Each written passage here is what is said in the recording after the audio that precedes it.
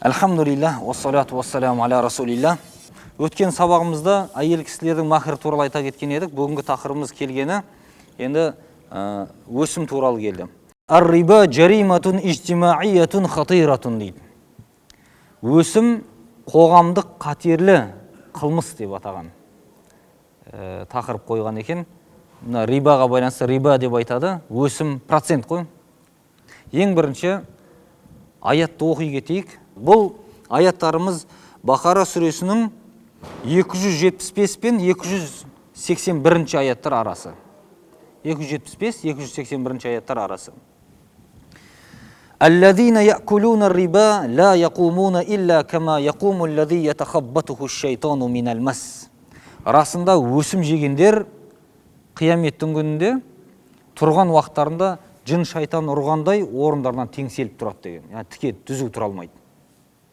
Жынның ұратындығы да осы аяттан шығарған негіз бар деген да, жын ұратындығы. Жын ұрғандай тура не істейді екен, теңселіп тұратында, түзу жүре алмай.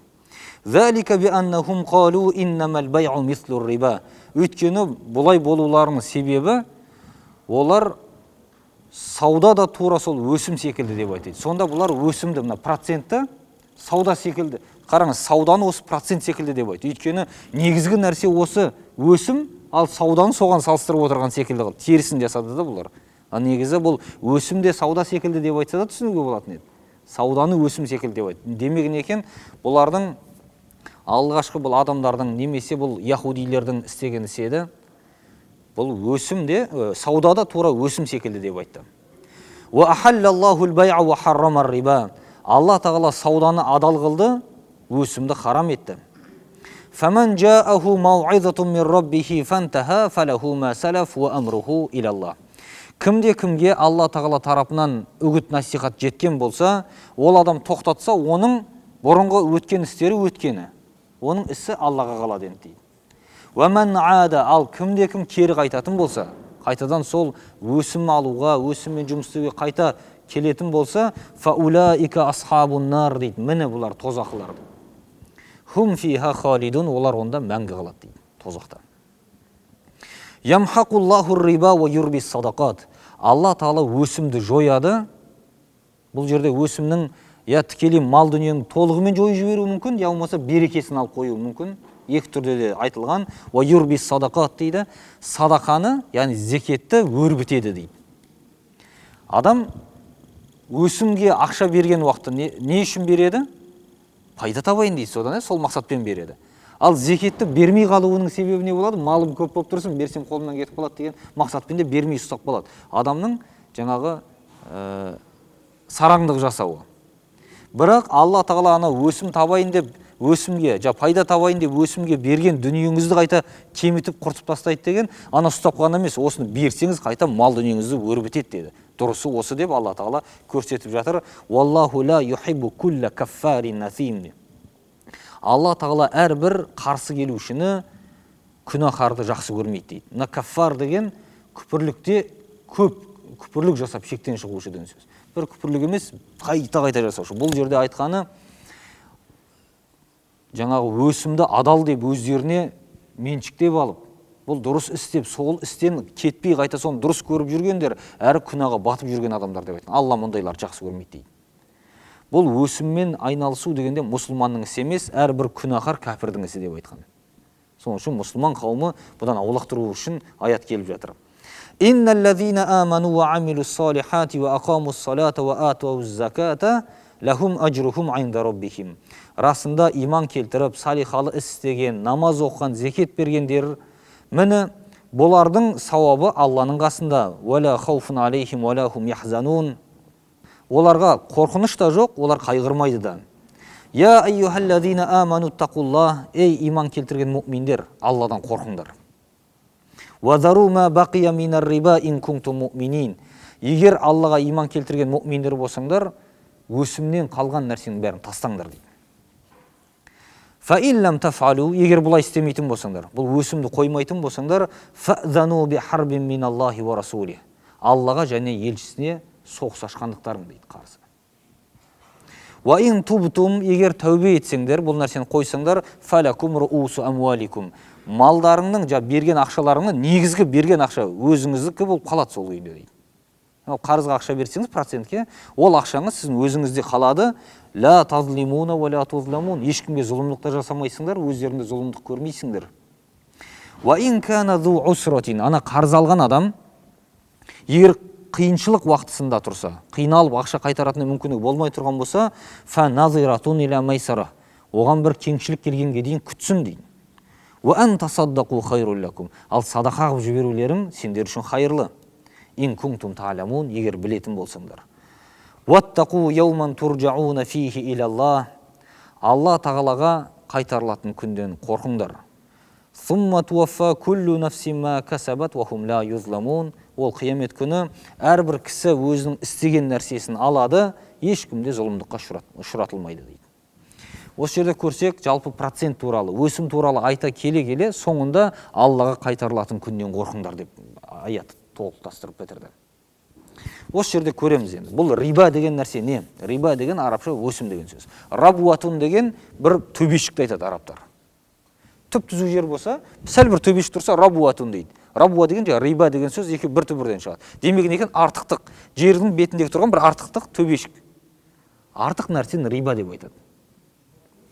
Біреуге 100 теңге бердіңіз, 101 теңге қылып алдыңыз ба, 1 теңгеңіз риба, артықшылық болып келді.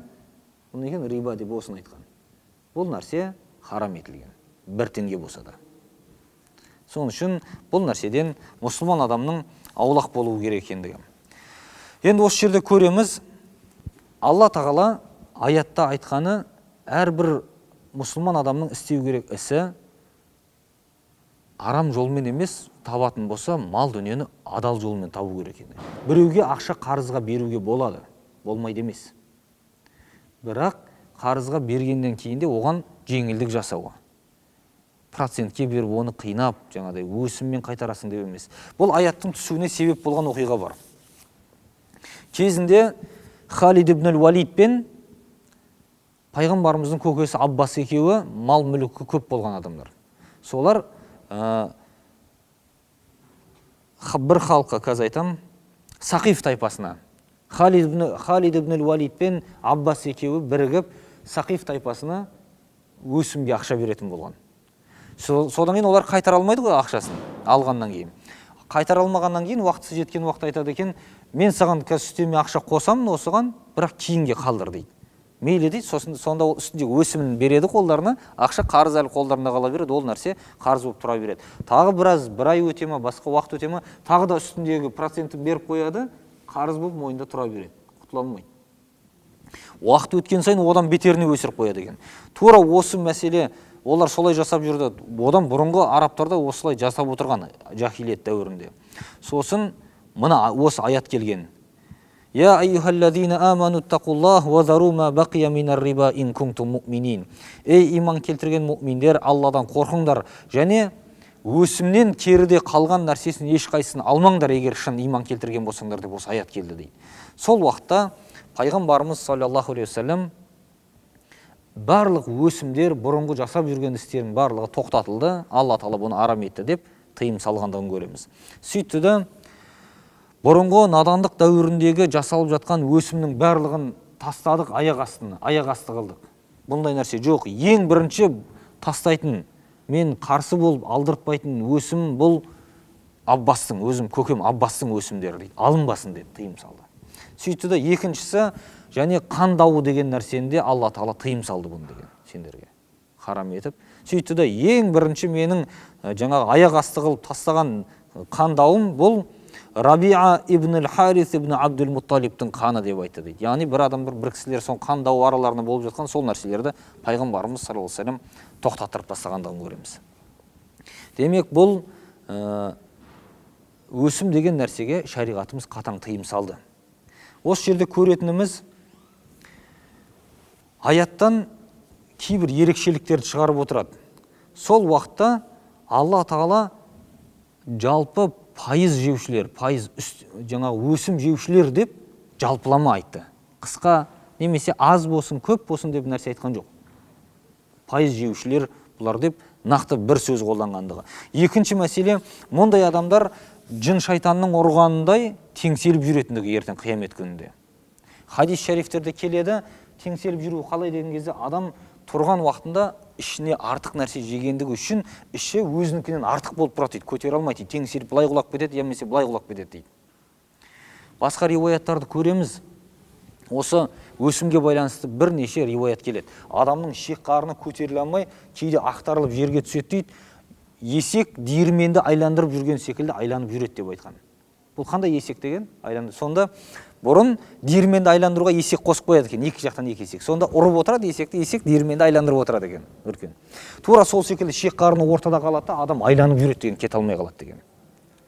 Ертең қиямет күні болған уақытында мұндай адамдар қарындары соншалықты үлкен болып өзі көтере алмай теңселіп ары құлап бері құлап түзу жүре алмай жатқанда сол үлкен белгісі болады, елдің бәрі біледі дейді, мына өсім жеген адам деп дейді. Процент жеген адам. Ешкім айтпайды дейді, түрінен ақ көрініп тұрады болды дейді, өзі көрінісінен. Және бұл жерде қараңыз, ұқсатуды қалай жасады олар? Расында сауда тура өсім секілді деп айтты. Сонда өсім процент деген нәрсені табиғи нәрсе қылып алып алғанда сауданы соған ұқсатып жатыр. Ал айтпесе негізгі нәрсе сауда ғой. Өсімді соған ұқсатса да түсінуге болатын еді. Жоқ, бұлар тура керісінше жасады. Өйткені арам нәрсеге еттерін үйретіп алған халық болғандығы үшін.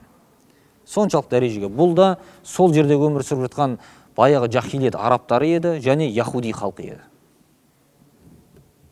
Бұл істі істеп жүргендер. Алла Тағала тағы айтқаны бұл жердегі мәселе ямхақуллаху ва юрбис садақат деді. Алла өсімді жояды, садақаны өрбітеді деп айтты. Демек, адам баласы өсімге, процентке бір нәрсе алып еңбек етем дейтін болсаңыз, я ол ісіңіз қанша табысты болса да құрашын шығынға жүріп отырады. Я болмаса Алла Тағала берекесін алып қояды, не ісіңіз алға баспайды, үнемі. Проценттің, өсімнің харам нәрсенің нәтижесі сол болады үнемі. Дамып кеткен адамды көре алмайсыз. Кейбір адамдар жаңағы процентке көп ақша алады да сауда жасап жатқанын көресіз. Алайда соның үдесіне шыға алмай адамның қиналып жүргенін көресіз. Бір мәні болмайды. Қанша тапса шығатын орындар шығып тұрады. Бір пайда таптым ау десе, ана жақтан бір ауру бір нәрсе пайда болып соған шығып отырады. Әйтеуір бір қызығын көре алмайды адам. Алла Тағала бұндай нәрсені жояды деген. Оны нәтижесін шығармайды деген. Ва юрбис садақат деп айтқаны садақаның зекеттің нәтижесін өсіреді деген. Зекет берілсе адам ойлауы мүмкін. Мен зекет берсем кеміп қалам деп. Алла Тағала зекет бер деген кезде не бер деді? 1 миллион ақшаңыз бар болса, 1 миллионның 2,5% жылына бір рет бер деп айтты. Бұл деген сөз қанша болды? Дары кетсе 25 мың теңге бола ма? 1 миллионнан 25 мың теңгені жылына бір рет бер деп айтты. Бұл жетімні, жесірдің, бейшараның ақысы бер деді. Адамға зұлымдық емес бұл ешқандайда. Жылына бір рет. Соны көреміз, адам соны бергісі келмейді, шайтанның азғыруына ілесіп. Бірақ ол бергені қайта мал дүниесін арттырады деп айтқан бұны. Және рухани да бұны тазалайды. Мал дүниесінің артуына себеп болатын нәрсе осы деді. Ал бұл өсімнің харам екенін білгеннен кейін тоқтамай соны әдеттегідей қайтадан жалғастыра берген адамға фәъзану би харбин миналлахи ва расулих деген Аллаға және елшісіне қарсы онда соғыс жариялағандықтарың бұл дейді. Ертең қиямет күні болған кезде бұл адам Алланың алдына барады ғой. Сол кезде айтады екен, ал қару жарағыңды алып дайындал енді Аллаға елшісіне қарсы соғысасың деп айтады дейді. Өйткені сенің ісің осы еді, соғыс жариялап жүредің. Дайынсың ба деп қарулан деп айтады дейді енді. Қарулан. Кім Аллаға елшісіне, періштелеріне қарсы соғыса алады? Кім тұра алады ондай? Ешкім тұра алмайды. Күл талқанын шығарады ғой. Соның үшін Алла Тағала бұған қатаң тыйым салып жатыр әдейі. Бұл нәрседен аулақ болсын деп.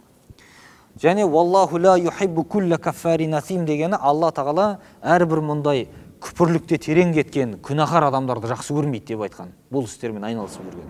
Бұны не үшін айтты? Өйткені күпірлік деп айтқаны бұл негізі мұсылман емес кәпір адамдардың істейтін іс-әрекеті дейді. Және күнәға өте қатты батқан адам. Мұсылман адам мұндайды қойсын, тоқтасын деген. Соның үшін де адам мүмкіндігінше ондай алу керек болып тұрса қарызға алғаны жөн.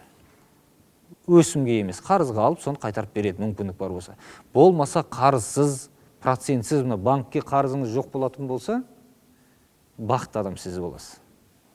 Шынында. Тапқан табысыңыз қанша? 30 мың теңге тауып жатсаңыз да үйіңізге кіреді сол. 30 мың теңгеңізді соны наныңызды шайыңызды алып ішіп емін еркін жүресіз. Сол күнге жетпейді ешқандай. Ана жаңағы мойныңызда қаншама қарыздар процент тұрып, миллиондап тауып жатсаңыз да берекеңіз кірмей ары бері таратумен боласыз. Аласыз, бересіз, тек қана осы болып кетеді. Енді қараңыз, аятта «Ва ин кана зу усратин фа назиратун иля майсарах» деген. Ал егер сізден қарызға алған адам қиналып тұрған болса, кеңшілік уақыт келгенге дейін күтсін деп айтқан. Мұсылманшылық жасап, кішкене күтіңіз деген. Өйткені ол уақытта көреміз, адамдар қарызға алады екен, сөйтеді қайтара алмайды, ана кісі келіп қыспаққа салады екен әрдайым. Сол қыспаққа салмасын деген. Бір күні пайғамбарымыз саллаллаху алейхи ва саллям үйінде отырған уақытында бір сырттан айқайласып кеткен дауысты естиді. Есіктің алдында, енді сыртта. Сонда тыңдаса, қарызыңды кішкене түсірші маған, мен қайтара алмай жатыр, маған ауыр болып жатыр дейді ана. Ана валлахи мен түсірмеймін ешқандай дейді жаңа. Толық қайтарасың деп айқайлап жатқанын естіген кезінде пайғамбарымыз үйінен жүгіріп шықты дейді. Бұл қайсың бұл Алланың атымен ант етіп, жақсылық жасамаймын деп тұрған дейді жаңа. Сонда ана біреу мемнедім я Расулалла дейді жаңа. Сонда ана кісі не болды деген кезде мен қарызын қайтара алмай жатырмын, мына кісіге үлкен ақша қарыз едім. Бірақ соның жартысын кешіріп жіберші, жартысын қайтарып берейін, мүмкіндігім болмай жатыр десем, мына кісі көнбей жатыр дейді. Сонда ана жаңа кісіге айтады, неге сен кішкене жеңілдік жасамайсың мына бауырыңа деген кезде, я Расулалла дейді, мен жақсы, мен жартысын кешірдім, жартысын қайтарсын онда деп айтқан екен. Бірден көреміз, мұндай қысымшылық жасаудың қажеті жоқ деп айтқан. Өйткені қайтарылатын. Бере алмайтын адамды қанша қысып, оның жанын қысқанмен керегі не? Хадис шарифте келеді, қарызын аларда қысып алған адам ертең есеп берген уақытында Алла Тағала оны қысып алады деген есептің барлығы, қинап тұрып кәдімгі. Кеңшілік жасағанға Алла Тағала кеңшілік жасайды деген. Соның үшін бұл дүние тіршілігі өткінші. Белгілі бір уақытта бір сондай бір проблема болуы мүмкін, адам бірақ сабырмен ақылға салып қарайтын болса, шешілмейтін мәселе жоқ негізі. Бірақ біріншісін екіншісіне ығыстырып, кейде болады шынында қайтара алмай жатқан кісі расында көп балалы, үй жоқ, күй жоқ, қайтаратын шамасы болмай жатқанын көре тұра адам қыса береді, жаңа шалып барып.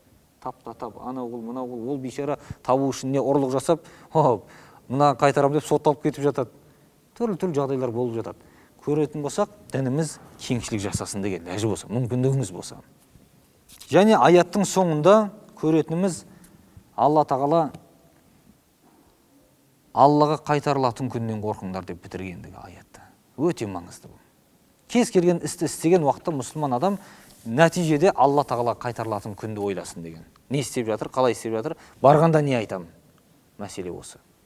Ал бұрын соңды жасаған кісілер мұндай нәрсеге тәубе етсін, тоқтасын деген болды істі. Бірден. Бұл пайызды көреміз, тура арақ секілді дәреже тыйым салынған. Бірден харам деп тыйып тастай салмаған. Дәреже айтқандан көреміз. Арақта да солай еді ғой. Арақта ең бірінші айтқаны, сендер жүзімнен және құрмадан өздеріңе аштып, ішетін сусын жасайсыңдар, аштылған сусын жасайсыңдар деп жаңа аят келген. Бірақ бұл жерде ешқандай харам деген аят келген жоқ. Араққа байланысты. Тура сол секілді мына жерде қараймыз. Аятта ең бірінші айтылған мәселе былай келген. «Вама атайтум мир рибан лиярбу фи амвалин наси фала ярбу индаллах». Сендер адамдарға мал дүниемді өсірейін, арттырайын деп беріп жатсаңдар, Алланың алдында арттырамайсыңдар бәрібір деп аят келген. Бұл жерде харам екендігіне байланысты ешқандай аят келген жоқ дейді. Сөйтті да «Вама атайтум мин закатин туридуна ваджхаллахи фаулаика хумул муд'ифун». Ал кім Алла Тағаланың ризалығын қалап зекет берген болса, міне олар мал дүниесін арттырып жатқандар деп зекетке талпындырды да ананың дұрыс емес екендігін айтып кетті дейді. Яғни сен мал дүниені өсіріп жатсаң да Алланың алдында өсіре алмайсың, арттыра алмайсың деп кетті. Екінші аят келген уақытта бұл не екен? Жаңағы алғашқы аяттағыдай. Сендер ашытылған сусын жасап жатсыңдар деп айта кеткен секілді аятта араққа байланысты айтқандағыдай. Екінші келген аят қалай келген? فَبِظُلْمٍ مِّنَ الَّذِينَ هَادُوا حَرَّمْنَا عَلَيْهِمْ طَيِّبَاتٍ أُحِلَّتْ لَهُمْ وَبِصَدِّهِمْ عَنْ سَبِيلِ اللَّهِ كَثِيرًا. Яһудилердің зұлымдық жасағандықтарына байланысты оларға кейбір адал болған нәрселерді арам еттік және Алланың жолынан көп шығып кете бергендіктерінен дейді. وَأَخْذِهِمُ الرِّبَا وَقَدْ نُهُوا عَنْهُ. Және олар өсім жеуші еді, өсім алатын еді, оған тыйым салынған еді оларға деп айта кетті. Құран бұған әлі тыйым салған жоқ, бірақ ненің жаңағы өсім жеудің процент деген нәрсенің жаңа дұрыс емес екендігіне қаттырек басып айтып кетті. Оларға соның үшін адал нәрсенің өзі арам етілді деп жаңа айта кетуі. Одан кейінгісі бұл қараймыз, жаңа Құран кәрімде аятты харам еткен уақытта, арақты харам еткен уақытта аятта қалай айтты? Ясалунака анил хамр деп еді, сенен арақ жайында сұрап жатыр. Қул фихима исмун кабир деді.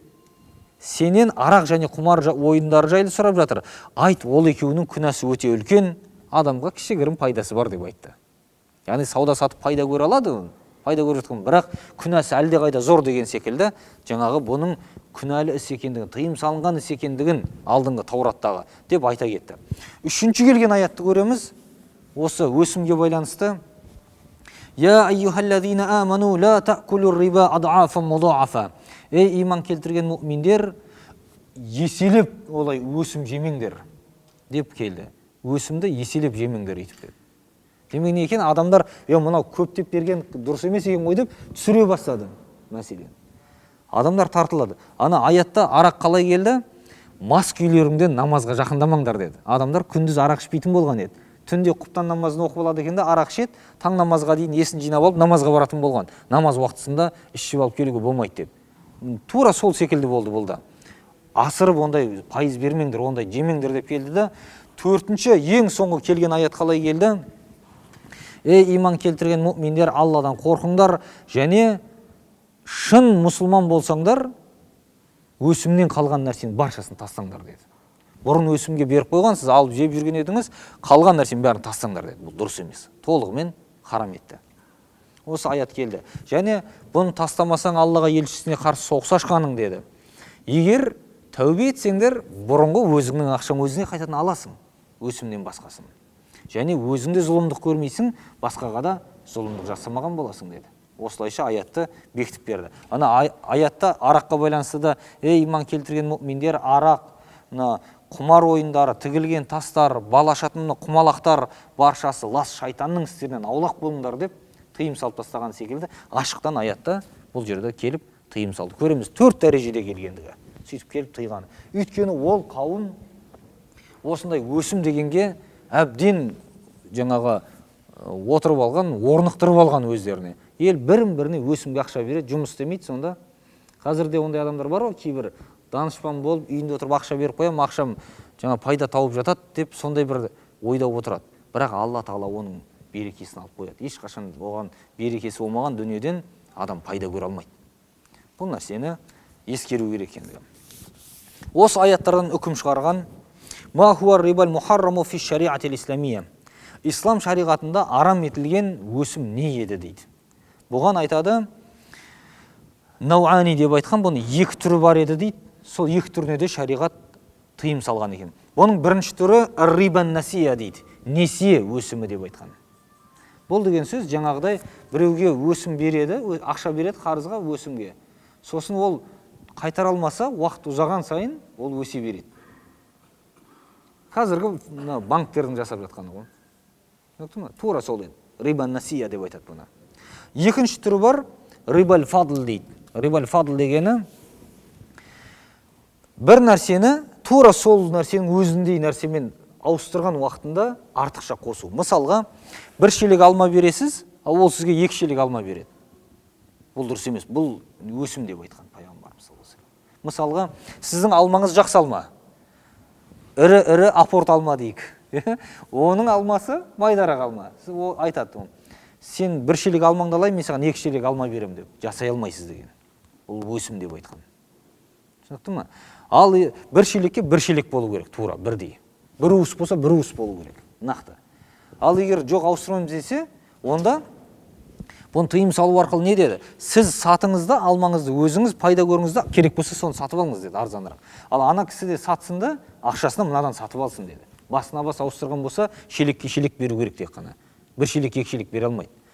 Ал түрі бөлек болса бере алады. Мысалға, сен 1 шелек алмаңа мен 2 шелек жүзім берейін десе, болады ол. Өйткені түрлері бөлек. Алма, мынау жүзім болғанда үшін. Бірдей болмау керек. Алтын, күміспен, бидаймен, құрмамен дейді, жаңа бөліп келген. Тұзбен ауыстырылған уақытта көлемдері, мөлшерлері бірдей болу керек. Тұзды шекерге ауыстырсаңыз, мүмкін онда. Сен 2 кило тұз берейін, 1 кило шекер берші десе, мейлі деп ауыстыруға болады. оған рұқсат бар. Бірақ жыныстары бірдей болған уақытта бұл харам етіледі, бұған тыйым салынған, міне өсім деп шариғат. Бұны білейік. Енді мына жерде өсімнің аз түріне рұқсат беріле ме деген тақырып қойған. Және айта кеткен кеңінен бұл жерде біраз мәселелер кіріп айтқан. Бірақ жалпылама алғанда өсімнің азы да көбі де харам. Кейбір кісілер пікір айтқандығы бар. 3%-ке дейін болатын болса болады, одан көп болып есептеледі, бұл харам етілгенде 1% болса да, 0,5% болса да харам. Түсінікті ма? Оған рұқсат жоқ. Мына нәрсені білейік. 1%, 2% деген нәрсе халал деп, оған рұқсат беретін болса, адам 10%-ке дейін өзі шығарып алады. Онда емес, шариғат түп тамырымен тыйым салған. Азына да көбіне де баршасына.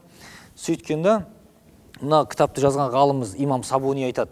Сонда қалай дейді? Афату'минуна би бa'дил китаби ва такфуруна би бa'д. Кітаптың жартысына сеніп, жартысына сенбейсіңдер ме сонда деген? Не, көп болса болмайды, аз болса болады деген. Алла Тағала барлығын харам етті ғой деген, толықтай харам болу деген. Сол үшін адам қаншама өзін ананы мынаны айтып, ана молда былай деп айтты деп бір сылтау іздеп тапқанмен Алланың алдында сылтау айта алмайды адам. Бұны айтпады демеу керек, бұл Алланың аяты ашық. Сол үшін бұл нәрсенің харам екендігін білуіміз керек. Бұл нәрседен аулақ болғанымыз жөн болады. Яғни аяттың көрсеткен нәрсе. Аят не нәрсені көрсетті? Нұсқап, яғни қорытынды ретінде ар-риба жариматун иштимаиятун ва диниятун хатира. Бұл өсім деген қоғамдық және діни қатерлі бір қылмыс дейтін. Адамдарды бұл нәтижеде, қазір қараңыз, бұл күнәлі іс былай тұрсын, бұны қылмыс атын берген. Адамдарды жақсылыққа жеткізбейтін, тек қана қорлық қалып баратын нәрсе болғанда үшін тыйым салынған шариғат бойынша. Екіншісі ар-риба минал кабаириллати ястахиқу сахибуха азабан-нар. Бұл өсім деген кімде-кім өсіммен айналысса, ол адам тозаққа лайықты болады дейді. Өйткені Алла Тағала Құранда ол адам тозаққа кіргіземін деп айтқан анық ашық аяты бар. Жаңа жоғарыда айтыла кетті. Ал-қалилу минар-риба вал-касиру фил-хурмати сауаун. Өсімнің азы да көбі де екеуі де бірдей дейді. Екеуі де үкімі бірдей, арамдық жағынан. Аз болса күнәсі азырақ деген нәрсе жоқ. Екеуінің күнәсі бірдей деген. Аулақ жүрсін дейді. Осы жерде айта кетейік. Адам етін үйретіп алады өзінің. Мына 1% деген ештеңе жоқ, бір 100 теңге екен үстінде бере саламыз оған деп алуы мүмкін. Адамның еті үйренеді осылай. Бір рет алайын, одан кейін қоям деген адам қоймайды. Бір рет алады, құтылса екіншісін алады бар. Адам сол қанға қақтап жүрген қаншама адамды көрдік. Осы кредиттен құтылайын, енді алмаймын деді. Құтылады, бірақ екіншісін алады ғой бар. Өйткені еті үйреніп қойған болды. Алал муъмини ан яқифа инда худуди шар'i bijtinabi ма харрамаллаху алейхи. Алла Тағаланың адамға харам еткен нәрсесінде адам баласы барып шекарада тоқтау керек дейді. Мына жерден өтуге болмайды деді ма? Мұсылман адам осы тоқтап үйрену керек дейді. Одан кейінгісі мұсылманның харам нәрседен ұстанымы ол тақуалығы болады дейді. Алладан қорқуы. Алладан қорқу жолын ұстанса, адам бұндай арам нәрселерге бара қоймайды деп аятта, жалпы тақырыпта бітірген екен ғалымыз. Мінекей бүгінгі тақырыбымыз осы еді. Субханакаллахумма бихамдика ашхаду ан ла илаха илля анта астағфирука ва атубу илейк.